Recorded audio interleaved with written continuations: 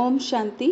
आज 17 अप्रैल 2025 बाबा के महावाक्य हैं, मीठे बच्चे, यह रूहानी हॉस्पिटल तुम्हें आधा कल्प के लिए एवर हेल्दी बनाने वाली है। यहाँ तुम देही अभिमानी होकर बैठो।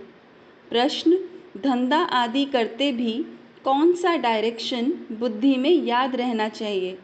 उत्तर: बाप का डायरेक्शन है, तुम किसी साकार व आकार को याद नहीं करो। एक बाप की याद रहे तो विक्रम विनाश हो। इसमें कोई ये नहीं कह सकता कि फुर्सत नहीं, सब कुछ करते भी याद में रह सकते हो। ओम शांति। मीठे मीठे रूहानी बच्चों प्रति बाप का गुड मॉर्निंग। गुड मॉर्निंग के बाद बच्चों को कहा जाता है, बाप को याद करो।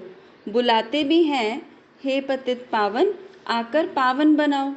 तो बाप पहले पहले ही कहते हैं, रूहानी बाप को याद करो।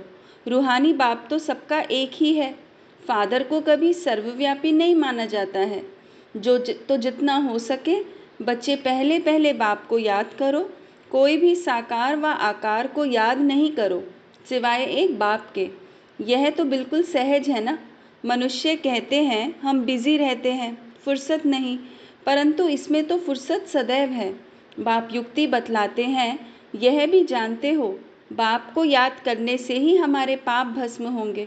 मुख्य बात है यह, धंधे आदि की कोई मना नहीं है। वह सब करते हुए सिर्फ बाप को याद करो तो विक्रम विनाश हो। यह तो समझते हैं हम पतित हैं। साधु संत ऋषि मुनि आदि सब साधना करते हैं। साधना की जाती है भगवान से मिलने की। सो जब तक उनका परिचय ना हो तब तक तो मिल नहीं सकते। तुम जानते हो बाप का परिचय दुनिया में कोई को भी नहीं है। देह का परिचय तो सबको है, बड़ी चीज का परिचय झट हो जाता है। आत्मा का परिचय तो जब बाप आए तब समझाए। आत्मा और शरीर दो चीज़ें हैं। आत्मा एक स्टार है और बहुत सूक्ष्म है, उनको कोई देख नहीं सकते। तो यहाँ जब आकर बैठते हैं तो देही अभिमानी होकर बैठना है। यह भी एक हॉस्पिटल है ना, आधा कल्प के लिए एवर हेल्दी होने की। आत्मा तो है अविनाशी, कभी विनाश नहीं होती।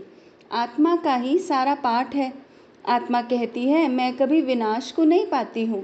इतनी सब आत्माएं अविनाशी हैं, शरीर है विनाशी। अब तुम्हारी बुद्धि में यह बैठा हुआ है कि हम आत्मा अविनाशी हैं, हम 84 जन्म लेते हैं। यह ड्रामा है। इसमें धर्म स्थापक कौन कौन कब आते हैं, कितने जन्म लेते होंगे, यह तो जानते हो। 84 जन्म जो गाए जाते हैं ज़रूर किसी एक धर्म के होंगे, सभी के तो हो ना सके। सब धर्म इकट्ठे तो आते नहीं। हम दूसरों का हिसाब क्यों बैठ निकाले। जानते हैं फलाने फलाने समय पर धर्म स्थापन करने आते हैं, उसकी फिर वृद्धि होती है। जब सतो प्रधान से तमो प्रधान तो सब होने ही है। दुनिया जब तमो प्रधान होती है तब फिर बाप आकर सतो प्रधान सतयुग बनाते हैं। अभी तुम बच्चे जानते हो हम भारतवासी ही फिर नई दुनिया में आकर राज्य करेंगे और कोई धर्म नहीं होगा। तुम बच्चों में भी जिनको ऊंच मर्तबा लेना है वह जास्ती याद में रहने का पुरुषार्थ करते हैं और समाचार भी लिखते हैं कि बाबा हम इतना समय याद में रहता हूँ। कहीं तो पूरा समाचार लज्जा के मारे देते नहीं, समझते हैं बाबा क्या कहेंगे, परंतु मालूम तो पड़ता है ना। स्कूल में टीचर स्टूडेंट्स को कहेंगे ना कि तुम अगर पढ़ेंगे नहीं तो फेल हो जाएंगे। लौकिक माँ बाप भी बच्चे की पढ़ाई से समझ जाते हैं यह तो बहुत बड़ा स्कूल है, यहाँ तो नंबरवार बिठाया नहीं जाता है। बुद्धि से समझा जाता है नंबरवार तो होते ही हैं। अब बाबा अच्छे अच्छे बच्चों को कहाँ भेज देते हैं, वह फिर चले जाते हैं तो दूसरे लिखते हैं कि हमको महारथी चाहिए। तो ज़रूर समझते हैं वह हमसे होशियार नामी ग्रामी है। नंबरवार तो होते हैं ना। प्रदर्शनी में भी अनेक प्रकार के आते हैं तो गाइड्स भी खड़े रहने चाहिए जांच करने के लिए। रिसीव करने वाले तो जानते हैं यह किस प्रकार का आदमी है, तो उनको फिर इशारा करना चाहिए कि इनको तुम समझाओ। तुम भी समझ सकते हो, first grade, second grade, third grade सब हैं। वहाँ तो सबकी सर्विस करनी ही है। कोई बड़ा आदमी है तो ज़रूर बड़े आदमी की खातिरी तो सब करते ही हैं। यह कायदा है। बाप अथवा टीचर बच्चों की क्लास में महिमा करते हैं, यह भी सबसे बड़ी खातिरी है। नाम निकालने वाले बच्चों की महिमा अथवा खातिरी की जाती है। यह फलाना धनवान है, रिलीजियस माइंडेड है, यह भी खातिरी है ना। अब तुम यह जानते हो ऊंचते ऊंच भगवान है, कहते भी हैं बरोबर ऊंचते ऊंच है, परंतु फिर बोलो उनकी बायोग्राफी बताओ तो वह कह देते सर्वव्यापी हैं, बस एकदम नीचे कर देते हैं। अब तुम बच्चे समझा सकते हो सबसे ऊंचते ऊंच है भगवान, वह है सूक्ष्म मूल वतनवासी। सूक्ष्म वतन में है देवताएं, यहाँ रहते हैं मनुष्य, तो ऊंचते ऊंच भगवान वह निराकार ठहरा ना। अभी तुम जानते हो हम जो हीरे मिसल थे सो फिर कौड़ी मिसल बन पड़े हैं, फिर भगवान को अपने से भी जास्ती नीचे ले गए हैं, पहचानते ही नहीं हैं। तुम भारतवासियों को ही पहचान मिलती है, फिर पहचान कम हो जाती है। अभी तुम बाप की पहचान सबको देते जाते हो, ढेरों को बाप की पहचान मिलेगी। तुम्हारा मुख्य चित्र है ही यह त्रिमूर्ति गोला झाड़, इनमें कितनी रोशनी है। यह तो कोई भी कहेंगे यह लक्ष्मी नारायण सतयुग के मालिक थे। अच्छा, सतयुग के आगे क्या था यह भी तुम अभी जानते हो। अभी है कलयुग का अंत और है भी प्रजा का प्रजा पर राज्य। अभी राजाई तो है नहीं, कितना फर्क है। सतयुग के आदि में राजाए थे और अभी कलयुग में भी राजाए हैं। भल कोई वह पावन नहीं है, परंतु कोई पैसा देकर भी टाइटल ले लेते हैं। महाराजा तो कोई है नहीं, टाइटल खरीद कर लेते हैं। जैसे पटियाला का महाराजा, जोधपुर बीकानेर का महाराजा, नाम तो लेते हैं ना। यह नाम अविनाशी चला आता है। पहले पवित्र महाराजाएं थे, अभी है अपवित्र। राजा महाराजा अक्षर चला आता है। इन लक्ष्मी नारायण के लिए कहेंगे यह सतयुग के मालिक थे। किसने राज्य लिया? अभी तुम जानते हो राजाई की स्थापना कैसे होती है। बाप कहते हैं मैं तुमको अभी पढ़ाता हूँ 21 जन्मों के लिए, वह तो पढ़कर इसी जन्म में ही बैरिस्टर आदि बनते हैं। तुम अभी पढ़कर भविष्य महाराजा महारानी बनते हो। ड्रामा प्लान अनुसार नई दुनिया की स्थापना हो रही है, अभी है पुरानी दुनिया। भल कितने भी अच्छे अच्छे बड़े महल हैं, परंतु हीरे जवाहरातों के महल तो बनाने की कोई में ताकत नहीं है। सतयुग में यह सब हीरे जवाहरातों के महल बनाते हैं ना, बनाने में कोई देरी थोड़ी लगती है। यहाँ भी अर्थक्वेक आदि होती है तो बहुत कारीगर लगा देते हैं, 1-2 वर्ष में सारा शहर खड़ा कर देते हैं। नई दिल्ली बनाने में करके 8-10 वर्ष लगे, परंतु यहाँ के लेबर और वहाँ के लेबर्स में तो फ़र्क रहता है ना। आजकल तो कोई नई नई इन्वेंशन भी निकालते रहते हैं। मकान बनाने की साइंस का भी जोर है, सब कुछ तैयार मिलता है, झट फ्लैट तैयार, बहुत जल्दी जल्दी बनते हैं। तो यह सब वहाँ काम में तो आते हैं ना, यह सब साथ चलने हैं। संस्कार तो रहते हैं ना, यह साइंस के संस्कार भी चलेंगे। तो अब बाप बच्चों को समझाते रहते हैं पावन बनना है तो बाप को याद करो। बाप भी गुड मॉर्निंग कर फिर शिक्षा देते हैं। बच्चे बाप की याद में बैठे हो, चलते फिरते बाप को याद करो, क्योंकि जन्म जन्मांतर का सिर पर बोझा है। सीढ़ी उतरते उतरते 84 जन्म लेते हैं, अभी फिर एक जन्म में चढ़ती कला होती है। जितना बाप को याद करते रहेंगे उतना खुशी भी होगी, ताकत मिलेगी। बहुत बच्चे हैं जिनको आगे नंबर में रखा जाता है, परंतु याद में बिल्कुल रहते नहीं हैं। भल ज्ञान में तीखे हैं, परंतु याद की यात्रा है नहीं। बाप तो बच्चों की महिमा करते हैं, यह भी नंबर 1 में है, तो ज़रूर मेहनत भी करते होंगे ना। तुम हमेशा समझो कि शिव बाबा समझाते हैं तो बुद्धि योग वहाँ लगा रहेगा, यह भी सीखता तो होगा ना। फिर भी कहते हैं बाबा को याद करो, इसको भी समझाने के लिए चित्र हैं।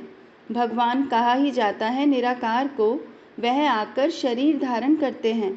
एक भगवान के बच्चे सब आत्माएं भाई भाई हैं, अभी इस शरीर में विराजमान हैं। सभी अकाल मूर्त हैं। यह अकाल मूर्त माना आत्मा का तख्त है। अकाल तख्त और कोई खास चीज़ नहीं है, यह तख्त है अकाल मूर्त का। भ्रिकुटी के बीच में आत्मा विराजमान होती है, इसको कहा जाता है अकाल तख्त। अकाल तख्त अकाल मूर्त का। आत्माएं सब अकाल हैं, कितनी अति सूक्ष्म है। बाप तो है निराकार, वह अपना तख्त कहाँ से लाए? बाप कहते हैं, मेरा भी यह तख्त है, मैं आकर इस तख्त का लोन लेता हूँ। ब्रह्मा के साधारण बूढ़े तन में अकाल तख्त पर आकर बैठता हूँ। अभी तुम जान गए हो, सब आत्माओं का यह तख्त है। मनुष्यों की ही बात की जाती है, जानवरों की तो बात नहीं। पहले जो मनुष्य जानवर से भी बदतर हो गए हैं, वह तो सुधरें। कोई जानवर की बात पूछे, बोलो पहले अपने तो सुधार लो। सतयुग में तो जानवर भी बड़े अच्छे फर्स्ट क्लास होंगे, किचड़ा आदि कुछ भी नहीं होगा। किंग के महल में कबूतर आदि का किचड़ा हो तो दंड डाल दे, जरा भी किचड़ा नहीं। वहाँ बड़ी खबरदारी रहती है, पहरे पर रहते हैं, कभी कोई जानवर आदि अंदर घुस न सके। बड़ी सफाई रहती है। लक्ष्मी नारायण के मंदिर में भी कितनी सफाई रहती है। शंकर पार्वती के मंदिर में कबूतर भी दिखाते हैं तो ज़रूर मंदिर को भी खराब करते होंगे। शास्त्रों में तो बहुत दंत कथाएं लिख दी हैं। अभी बाप बच्चों को समझाते हैं, उनमें भी थोड़े हैं जो धारणा कर सकते हैं, बाकी तो कुछ नहीं समझते।